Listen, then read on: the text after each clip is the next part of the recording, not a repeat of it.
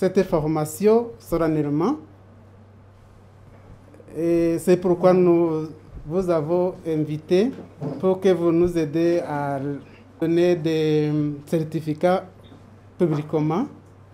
Alors là, comme ça va nous rejoindre beaucoup. Les féliciter pour ce travail qui a été fait.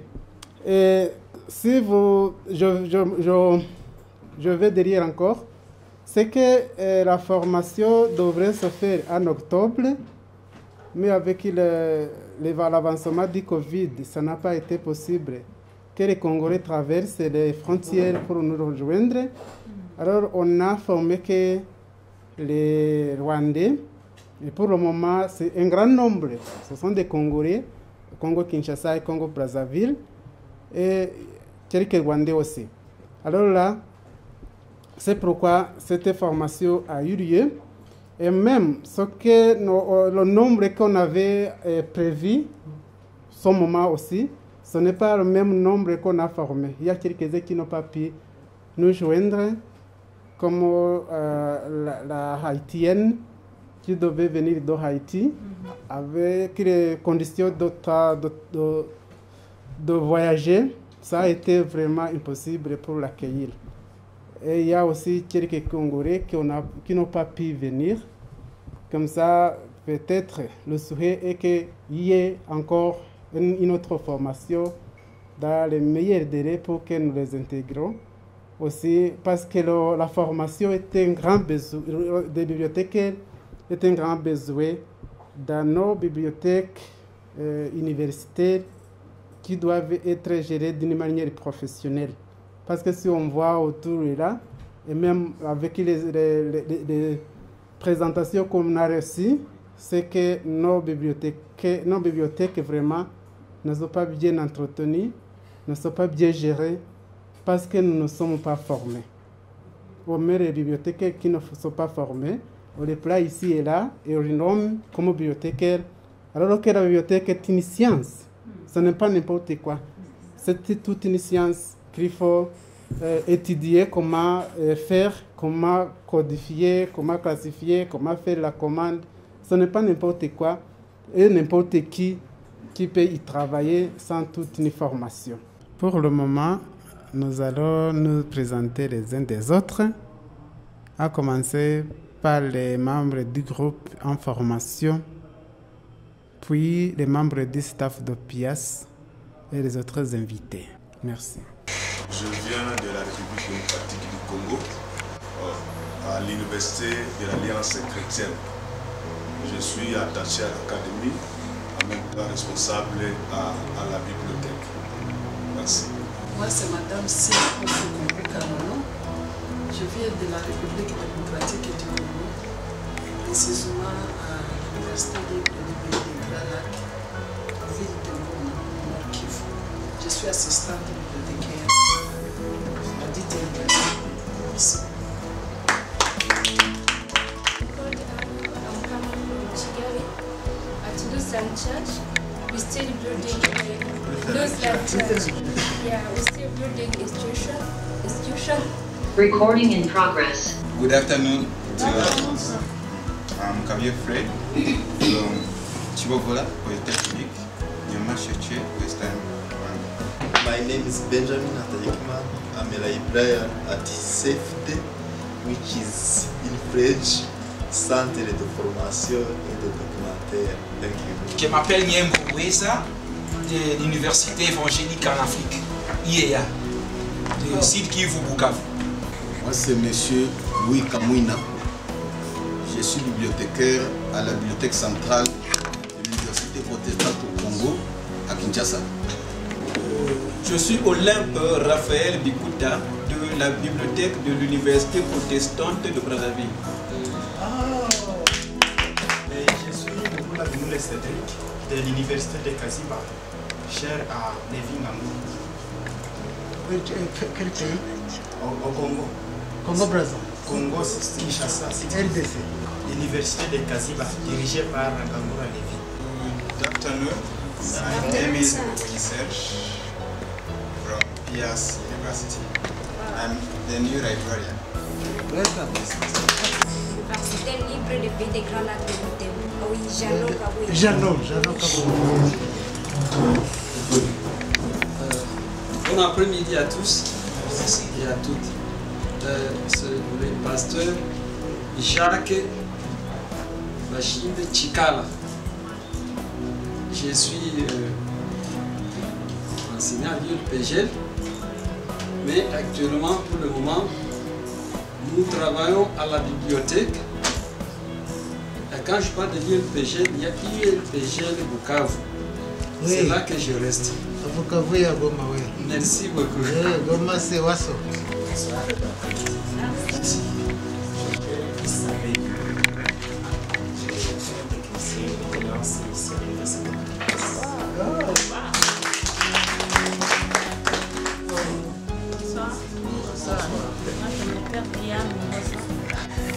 Je suis chef comptable. Je m'appelle Emile Doussara Germain et je suis cashier logistique office. Je réponds au nom de Rite Yamana. Je suis assistante bibliothécaire ici. Je m'appelle Jean-René Rurangwa. Je suis directeur chargé de finances et de patrimoine de pièces. Je m'appelle Élisée Moussemakweli et je suis recteur de cette université, ce qu'on appelle en anglais, c'est la nouvelle appellation que nous utilisons, Vice Chancellor. Voilà. Alors, ça traîné. Je vais inviter le représentant des étudiants qui ont été formés de venir vous dire comment la formation était, la manière dont la formation s'est donnée, et ils vont encore proposer des recommandations et à eux-mêmes, aux bibliothécaires et à nos institutions. Oui, je lui donne la parole. Merci de nous avoir accordé la parole. Nous voulons à tout prix vous présenter un bref rapport qui a été établi par les candidats à la formation de la gestion de la bibliothèque. Au milieu des tâtonnements quotidiens des hommes pris en chandouche par un contexte historiquement dramatique, la sécurité de Dieu ne cesse de se manifester sur les Africains. Dans le concert de ces incertitudes, Dieu seul peut encore rassurer ses enfants. C'est dans cette optique que les thèmes choisis pour cette période de formation est l'unité des enfants de Dieu du psaume 103, qui de plus juste et de plus rassurant que cette vérité qui se veut une nécessité éternelle pour tous, que les vicissitudes, des doutes, que des tentatives de solutions, en tout cela, l'amour est la clé pour que toutes les universités de l'Afrique de l'Est puissent vivre une histoire authentique. De l'allocution d'ouverture des travaux par le professeur Élisée, comme vous le connaissez, la prononciation des noms pour nous c'est difficile, Moussé Makweli, empêché. 4 temps forts ont émaillé l'allocution de formateur, autrice, professeur, Tarsis, Gatois et docteur Loriez, Moussi Ramenge, le révérende Damien, bon, Nzeimana et puis Rite Nyaraman. Ok, comprenez-moi. Premièrement, c'était une adresse partenaire en guise d'accueil de tous les délégués aux assises de la formation 2021. Ceux-ci ont bravé tout défi pour venir apprendre et apporter leur pierre à cette structure des bibliothécaires de l'Afrique de l'Est. Deuxièmement, une présentation de chaque délégué pour donner une série aux formateurs sachant comment orienter les enseignements qui doivent être mis à leur disposition. Troisièmement, La méthodologie était donnée selon le timing de la période pouvant contenir la dite formation. Enfin, c'était une code de bonne conduite durant ces assises composées d'hommes et de femmes, de l'apport de chacun et de la visite guidée des sites stratégiques de Boutave. Pour terminer, nous ne pouvons pas en finir. Nos remerciements vont droit à la révérende Joanne, secrétaire générale de la CLCF, pour avoir financé la réussite de cette formation. Nos remerciements vont aussi droit aux autorités de PIAS d'avoir accepté notre modeste personne à ce que cette formation soit organisée au sein de cette institution. Puisse l'Éternel vous bénisse. Toutes les méditations qu'il tiennent pendant ces assises ont été articulées autour du thème « Unité des enfants de Dieu » psaume 3. Des cultes matinaux, ils ont été animés par les révérends Damien, Jacques, Alphonse, Ruth et Raphaël, etc., etc. Donc tous ont tourné autour du même thème, mais avec des sous-thèmes. L'ordre du jour. En annexe, vous trouverez l'ordre du jour adapté par rapport au timing divers et dispositions finales. Après cette représentation ou après quelques demandes. D'entrée de jeu, quelques requêtes que voici ont été formulées en vue de l'approbation de l'Auguste Assemblée. 1. Nécessité de la convocation d'autres formations. Vu que la formation est indispensable pour tout bibliothécaire. Résolution 1. Faboé 2021. Les universités de l'Afrique de l'Est sollicitent à l'unanimité la convocation d'autres formations pour le perfectionnement de la gestion de nos bibliothèques, de la politique d'acquisition pour la bibliothèque. Étant donné que toutes les universités internationales ont des outils standards selon leur contexte pour un travail efficient. Vu l'importance d'avoir un outil efficace de travail dans le contexte des bibliothèques de l'Afrique de l'Est. Résolution 2. Les universités de l'Afrique de l'Est sollicitent aux formateurs, les CT Damien Zeimana et au prof Tarsis Gatwa, d'écrire un ouvrage bilingue qui reprend toutes les étapes de la bonne gestion de la bibliothèque dans le contexte africain sous la facilitation de nos partenaires. Des outils de travail, vu la délicatesse du travail à la bibliothèque, considérant les innovations technologiques qui s'imposent à tout chercheur et utilisateur. Résolution 3. Les participants sollicitent ce qui suit.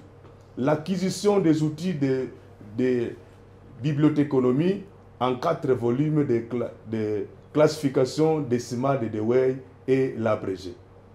Uniformisation d'un seul logiciel de travail, PMB.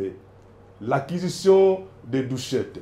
Organiser l'échange d'expériences entre les bibliothèques universitaires modernisées. 2. Des recommandations.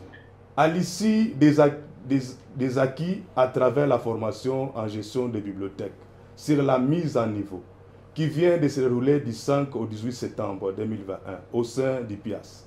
Nous, séminaristes, recommandons ce qui suit. 2.1. Des séminaristes. Étant donné que toute théorie est affrontée à la pratique, vu la modernisation mondiale en gestion des bibliothèques. Résolution 4. Les participants sont obligés d'utiliser scrupuleusement la matière acquise, avoir la connaissance informatique, maîtriser les bases de la langue anglaise en plus du français, être un bon manager pour faire la visibilité de la bibliothèque. Des universités.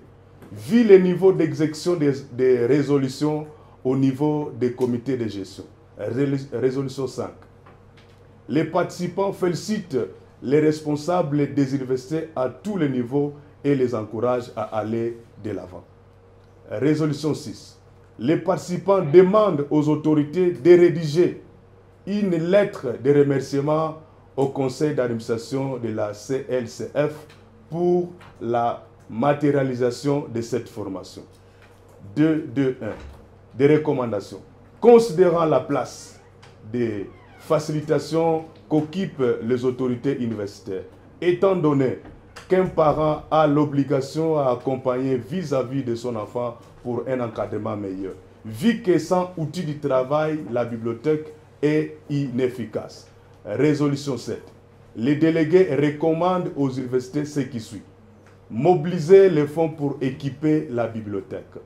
Aménager l'espace de la bibliothèque, à savoir un bureau pour la réception et circulation, un bureau pour l'acquisition, un bureau de catalogage, avoir un archiviste, un technicien informatique, prévoir un espace aéré pour la lecture, ériger un magasin pour les réunions, créer un casier pour les sacs, avoir une salle de réunion, aménager un espace sécurisé pour les machines, stabiliser la connexion. 2.2.2 OPIAS. Étant la mobilité qu'exigent les tâches des bibliothécaires. Résolution 8. Les délégués recommandent aux autorités de cette institution d'équiper les bureaux de la bibliothèque avec des chaises à roulettes. Des divers.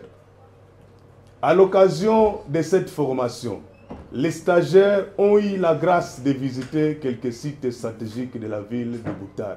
Il s'agit notamment du stade Kouye, les grands marchés de la place et les musées ethnographiques du Rwanda. Nous signalons aussi la participation au culte universitaire le dimanche 12 septembre 2021, où nous étions accueillis chaleureusement.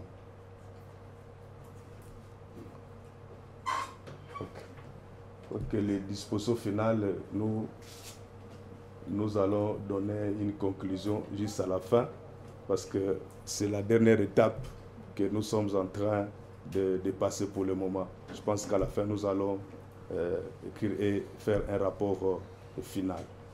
Je vous remercie.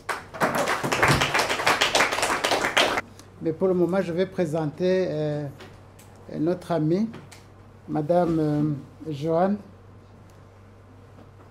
Charas Sanchez, Dr Charas, qui est secrétaire général de la Centrale de littérature chrétienne et francophone, et qui est l'organisation qui soutient cette activité, cette formation, et pour laquelle nous rendons vraiment, nous reconnaissons cette importance et nous rendons grâce à cette volonté de soutenir, de mettre dans leurs pensées et dans leur planification la prospérité des bibliothèques et des institutions en Afrique. Alors, bien-aimés dans le Seigneur, vous qui êtes ici ou plus loin, vous qui nous suivez, vous qui priez pour nous, tout d'abord, j'aimerais vous dire ma joie d'être là, d'être ici au PIAS. C'est vrai que l'année dernière, j'ai loupé, en quelque sorte, la cérémonie de remise des diplômes, mais j'avais réussi à suivre ça par Internet. Et je revenais de vacances avec ma famille, donc j'ai dit à tout le monde de rester calme dans la voiture. J'ai mis les écouteurs. J'ai mis les écouteurs et j'ai suivi discrètement la cérémonie. Voilà, c'était un beau moment. J'ai vraiment eu le sentiment qu'on était une équipe. Je vous transmets du coup les salutations des membres du conseil d'administration et notamment la pasteur présidente Claire-Lise Holzmeyer, qui aurait beaucoup voulu venir cette année, mais qui a été débordée par sa charge à la fois paroissiale, mais aussi parce qu'elle s'occupe de son vieux papa. Alors, elle vous transmet ses salutations et elle vous redit combien il est important pour elle qu'on soit tous et toutes unis, ce qui était d'ailleurs le thème de ces 2 semaines. Je vous transmets aussi les salutations des organismes missionnaires qui financent tous ces beaux moments. Donc essentiellement le département missionnaire qui se trouve à Lausanne, mais aussi la maison des missions, le DEFAP, qui se trouve boulevard Arago à Paris, et dans une certaine mesure la CEVA aussi, qui finance à sa façon.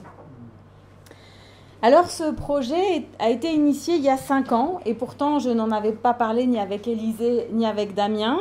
Mais il y a 5 ans, un pasteur qui était aussi responsable des missions qui s'appelle Jean-Luc Blanc m'a dit « Écoute Joanne, je reviens du Congo, je suis allée dans plusieurs bibliothèques et nous avons un petit problème. » Alors je lui ai dit « Raconte-moi tout ». Il m'a dit « Écoute, on met des gens dans les bibliothèques et on ne leur donne pas la possibilité d'être formés.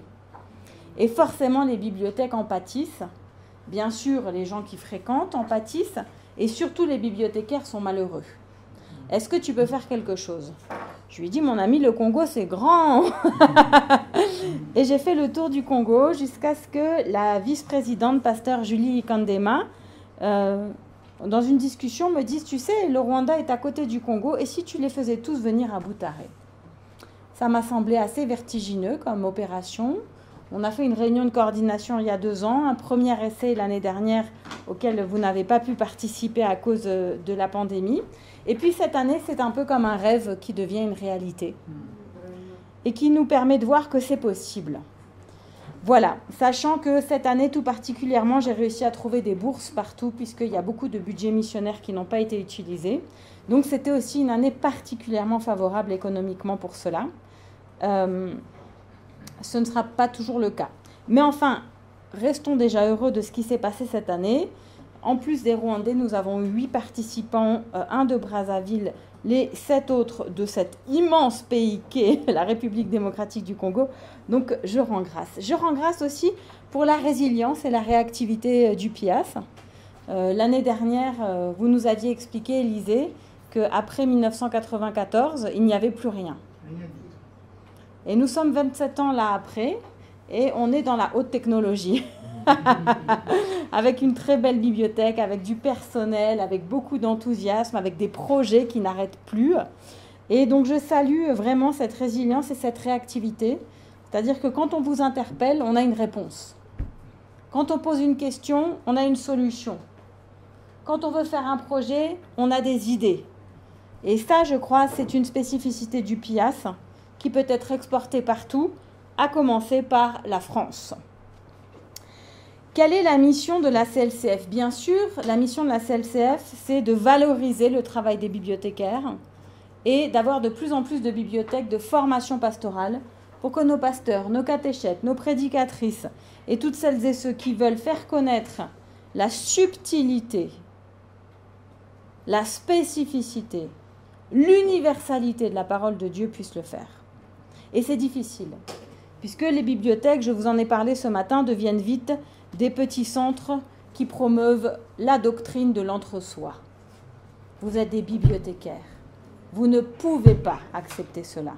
Votre mission est celle d'un savoir théologique pluraliste.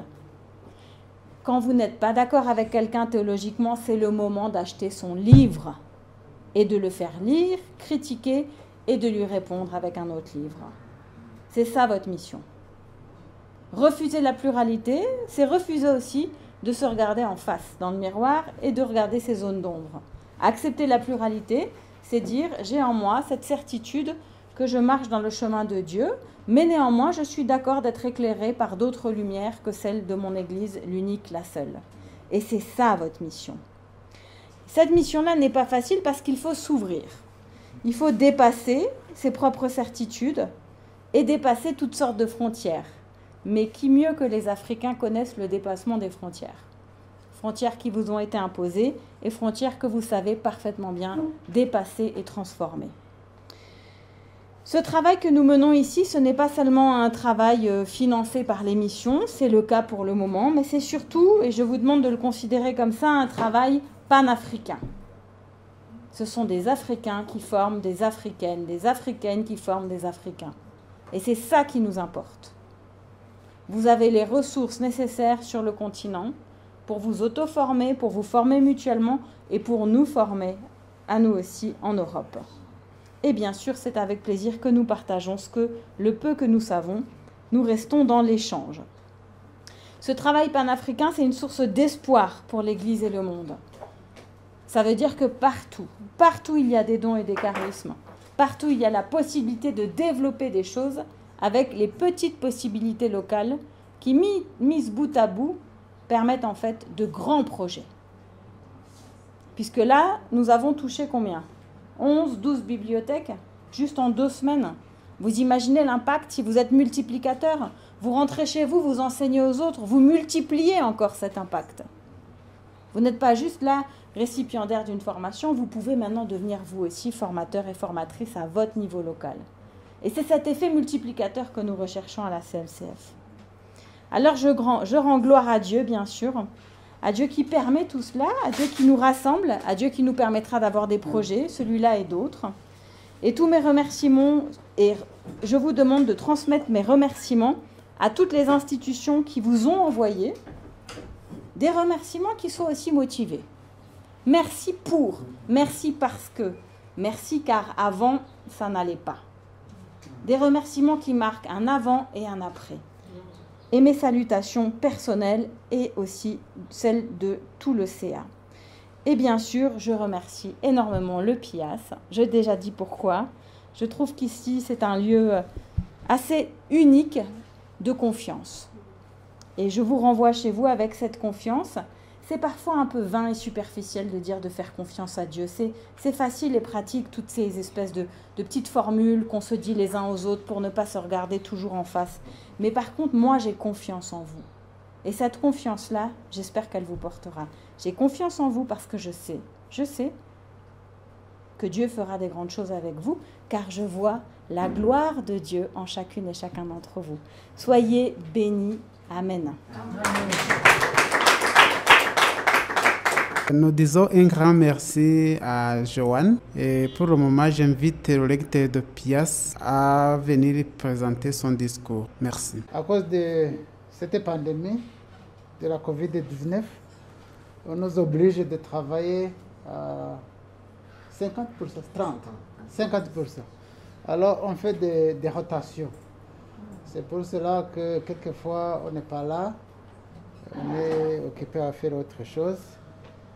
Pas faire autre chose, mais à travailler à partir de la maison. Et souvent aussi on a des réunions, bien sûr des réunions online. C'est ça qui est fait actuellement. Donc c'est pour cela que je n'ai pas pu venir au moment de l'ouverture de cette formation, mais je tenais beaucoup à y être parce que avec la première formation qui a eu lieu l'année passée, j'étais présent.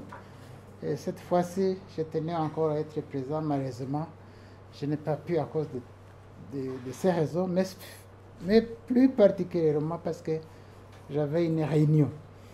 Et donc, je voudrais le faire aussi à ma façon, ou bien renouveler cet accueil en vous remerciant d'être venus. Parce que quand on a des gens qui viennent chez vous, c'est toujours une bénédiction. Je sais bien que votre présence ici, c'est une bénédiction pour nous. Et nous remercions Dieu pour cela. Mais nous voulons aussi adresser une chaleureuse bienvenue à Madame Johanna Charas, parce que comme elle l'a dit, elle n'a pas pu venir l'année passée. Mais cette année, elle a absolument fait tout pour qu'elle soit présente ici, malgré justement cette pandémie qui ne finit pas. Je crois que cette pandémie est venue pour rester. C'est l'impression qu'on a. Donc on doit s'y adapter, on doit apprendre à vivre avec. Nous espérons que les collègues ici présents et d'autres qui ne sont pas venus ont pu vous accueillir dans la tradition, non seulement rwandaise, mais la tradition aussi des PIAS. Parce que, comme je le disais, chaque fois qu'on a la chance d'avoir des amis qui viennent vers chez nous, on doit tout faire pour qu'ils se sentent chez eux, pour qu'il n'y ait pas de problèmes pendant leur séjour. Et nous espérons que ça a été ainsi. Sinon, je voudrais demander pardon à mon nom propre et à leur nom. Si jamais il y a eu quelque chose qui n'a pas bien marché, ou un accueil qui n'a pas été à la hauteur, ainsi de suite, ça peut arriver parce que tout n'est pas parfait. Mais je voudrais vous dire sincèrement pardon à cause de ça. Alors, ceci étant fait, je voudrais encore vous remercier pour avoir bravé cette pandémie et de venir à cette formation. Je suis très content, plus particulièrement parce que la plupart d'entre vous viennent des universités avec qui nous collaborons. Nous faisons partie d'un réseau qu'on appelle RUPA, Réseau des universités protestantes d'Afrique, dont je suis président pour le moment. Et c'est pour cela que je connais beaucoup de vos recteurs, parce que je travaille avec eux de près. Et même ceux qui ont terminé leur mandat, je les connaissais, peut-être par d'autres occasions, mais spécialement comme le recteur Bolia, que je connais depuis longtemps, que j'ai visité plusieurs fois à Kinshasa, dans son université, chez lui, dans sa famille. Donc, je les connais de cette façon-là, mais aussi à travers ces réseaux que nous formons des universités protestantes d'Afrique. Donc, je suis vraiment ravi de vous rencontrer. Et je voudrais aussi vous demander de transmettre mes chaleureuses salutations à cela. Mais l'université du Congo-Brazza, on n'a pas une université du Congo-Brazza dans notre réseau. Hein? Pourtant, le Congo-Brazza, c'est celui qui... je me rappelle quand le DEFAP, oui. Le DEFAP voulait commencer une école doctorale à Brazzaville. Oui. Avec... Exactement. Il a tout fait pour. Il a tout fait, mais ça n'a pas réussi, je crois. Et on était prêt aussi à envoyer des candidats à Brazzaville. Mais ça n'a pas marché. Il y a un problème d'infrastructure. Il y a un problème d'infrastructure.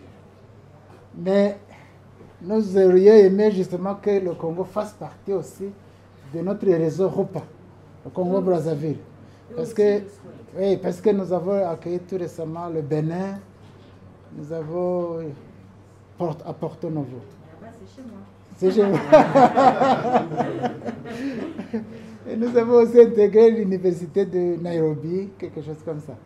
Alors, si on pouvait élargir ces réseaux, ça serait une bonne chose. Bon, en tout cas, un très grand merci d'être venu. Mais plus particulièrement, je voudrais remercier Joanne. Elle n'a pas tout dit. Hein? Elle n'a pas tout dit. C'est un combat de longue haleine qu'elle a mené pour que cette formation puisse reprendre, pour que ces universités, ces bibliothèques des institutions d'Afrique puissent justement être dotées de cette formation qui leur permet de travailler et d'être à la hauteur. Parce que je vous assure, sans avoir une bibliothèque avec des bibliothécaires bien formés, aucune institution universitaire, en tout cas digne de ce nom, ne peut fonctionner. L'université, toute université, je dirais l'ossature de chaque université et de toute université, c'est sa bibliothèque. Parce qu'on ne peut pas enseigner sans consulter des documents. Impossible. On ne peut pas faire la recherche sans consulter des documents. Or, l'université est caractérisée par un bon enseignement et une bonne recherche. C'est pour cela que nous mettons beaucoup d'importance à la recherche ici à Pias. Et le directeur du comité de recherche, de la direction de recherche, Directorate of Research, ici chez nous, Pias, c'est le professeur Tarsis Gatwa. Il vous a dit justement qu'on met beaucoup d'importance à la recherche. Et chaque année, on doit produire un ouvrage. Parce que tous les enseignants doivent être impliqués dans la recherche. Et c'est avec cette recherche que le Pias peut communiquer à la société ce qu'il fait, mais en même temps permettre aux enseignants d'être promus au grade. On ne peut pas devenir professeur sans avoir franchi toutes ces étapes de recherche et de production des documents. Ce n'est pas possible. Donc, si on ne fait rien, on n'est pas promu. Donc, la recherche, c'est quelque chose de très important. Et sans une bibliothèque bien fournie, bien achalandée, une bibliothèque qui a du personnel bien formé, on ne peut pas aller nulle part. Vous voyez? Alors, vous comprenez l'importance de cette information. Chers amis, ne prenez pas cela à la légère. Et comprenez un grand soutien, une grande contribution que la communauté, non, la centrale de littérature chrétienne et francophone a faite pour nos institutions. Donc, vous venez de passer quelques jours ici. Ces quelques jours constituent un capital énorme pour vous-même, mais aussi pour nos institutions universitaires. Donc, un très grand merci à la secrétaire générale de la CLCF et aussi à toutes ces organisations missionnaires qui soutiennent la CLCF. Veuillez transmettre notre reconnaissance, nos remerciements les plus sincères à tout ce monde, toutes ces institutions missionnaires, mais aussi à la présidente de la CLCF. Vous savez, chers amis, nous sommes dans une situation tout à fait inédite. Et d'ailleurs, votre représentant l'a bien souligné au début de sa présentation. Il a dit que nous vivons des moments historiquement dramatiques, et ça c'est vrai. La pandémie a complètement bouleversé nos habitudes. Elle a chamboulé toutes nos planifications, notre façon de vivre. Elle a mis... C'est comme si c'était des cartes qui étaient bien rangées, mais maintenant qui sont en désordre. Et quelquefois, nous sommes nous-mêmes déboussolés. Mais aujourd'hui, après presque des années de vie avec cette pandémie, nous devons apprendre à vivre avec cette pandémie, à nous adapter à de nouvelles situations. Il est vrai que cette pandémie, bien qu'elle nous fait peur et qu'elle a complètement chamboulé notre vie, mais elle nous a appris aussi à accélérer cette numérisation de la vie, de la bibliothèque, des façons d'enseigner. On enseigne maintenant en ligne. On fait l'enseignement en ligne, ce que nous ne faisions pas avant. Peut-être il y a certaines universités qui le faisaient, mais de façon timide. Nous, on ne le faisait même pas. Aujourd'hui, nous avons appris à le faire. C'est incontournable. Donc, avec la pandémie, nous avons appris aussi beaucoup de choses. Avec cette numérisation, avec cette digitalisation, et ainsi de suite. Mais ne croyez pas qu'on va abandonner notre façon de faire de sitôt. Pas maintenant, on ne va pas abandonner ça maintenant. Ce n'est pas aujourd'hui ou demain que ça va disparaître. La présentielle, le face-à-face, face-to-face, sera toujours nécessaire. Ainsi, la façon de gérer les bibliothèques, comme vous l'avez apprise, et que nous faisions jusqu'à présent, ça ne va pas disparaître de sitôt. Ce n'est pas maintenant. It can't disappear now. No. Maintenant, je crois que nous devons mettre beaucoup d'accent, mettre beaucoup de volonté dans ce que nous avons appris. Et j'ai apprécié que vous demandiez que cette formation puisse continuer et qu'on puisse produire un manuel qui vous permette de vous souvenir de ce que vous avez appris ici. Parce que c'est bien d'apprendre, mais quelquefois, on a tendance à oublier. Ou même si on a pris des notes, on a tendance à dire « Ah, ces notes ne suffisent pas » ou bien « Je n'ai pas appris ce qui était important ou nécessaire ». Mais quand il y a un manuel qui vous rappelle tout le contenu de cette formation, je crois que ça peut énormément aider. Et sur ce, je crois que nous sommes très chanceux parce que la secrétaire générale, Madame Joanne, et Johanna est prête à nous soutenir dans cette voie. Je crois qu'on peut la remercier vraiment.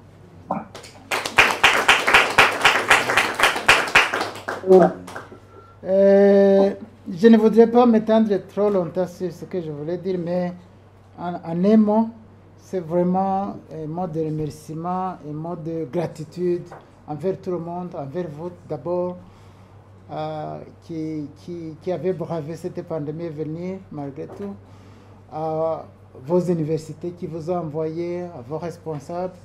Et nous voudrions aussi vous demander de leur transmettre cette gratitude, mais aussi une demande à leur transmettre qu'ils vous donnent l'occasion et l'opportunité de mettre en pratique ce que vous avez appris. Ça, c'est très important, parce que vous ne venez pas de passer 2 semaines ici pour rien. C'est pour vous et pour vos institutions. Et que nous puissions continuer à être en contact et éventuellement dire ce qui a marché, ce qui n'a pas marché, pour que nous puissions continuer cette entraide et cette complémentarité que nous avons commencé ici.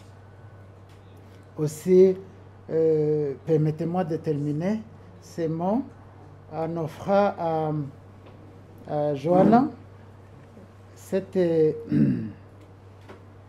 cadeau, un petit cadeau qu'on appelle, ça c'est un de nos produits, juste c'est un livre qu'on vient de publier sur le travail de mémoire. Le travail de mémoire. On s'est entretenu pendant quelques minutes avant de venir ici. Il m'a parlé de la visite qu'elle a faite à Murambi, puis à Kigali, qu'elle a été impressionnée par ce qu'elle a vu dans les musées du génocide et tout ça. Alors on a dit, pourquoi ne pas lui offrir ce cadeau, ce livre qui parle du travail de mémoire que nous avons sorti tout récemment. Et ça, c'est le fruit d'un colloque qu'on a organisé ici à Pias en 2019, la veille de la commémoration du 25e anniversaire du génocide commis contre les Tutsis ici au Rwanda. Et nous avions invité beaucoup de gens qui venaient d'Afrique du Sud, d'Angleterre, des Pays-Bas, du Rwanda, des pièces bien sûr. Nous avons tous collaboré à ce colloque et ça c'est le produit de ce colloque. Nous voulons donc, au nom de vous tous et au nom de pièces et au nom du directeur, professeur Tarsis, vous offrir ce cadeau. I want to see you beautiful. Okay. Thank you. Thank you so much. You, Élisée. Thank you. I will read it. Yes. Oh, ça c'est bien. Magnifique. Ça c'est bien. Merci.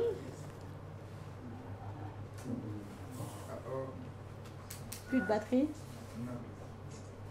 Ah, quand il n'y a plus de... Et ça, c'est celui qu'on a sorti sur la masculinité positive avec ma mentor Elisabeth Parmentier, qui est la doyenne de la faculté de théologie de Genève. De Genève.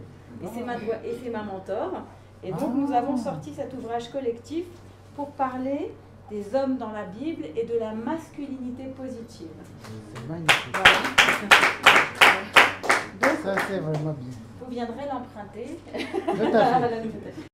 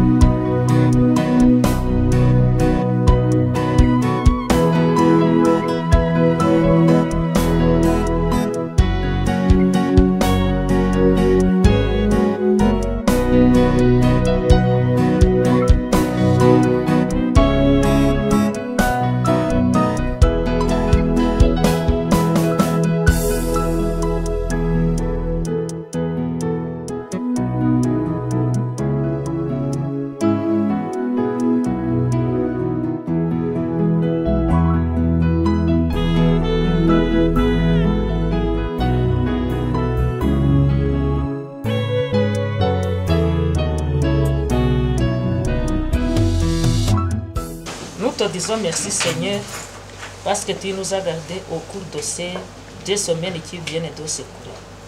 Nous avons vu ta main sur nous. Nous te remercions pour tout ce que tu as fait pour nous. Maintenant, nous sommes à la fin. Nous voulons que tu continues à nous bénir. Nous te montrons tout ce que nous allons partager avec nos frères et sœurs. Nous voulons que tu les bénisses et que tu bénisses ceux qui l'ont préparé et que tu mettes ton œil sur nous qui allons reprendre. Nous te le demandons à ton nom saint. Amen. Amen.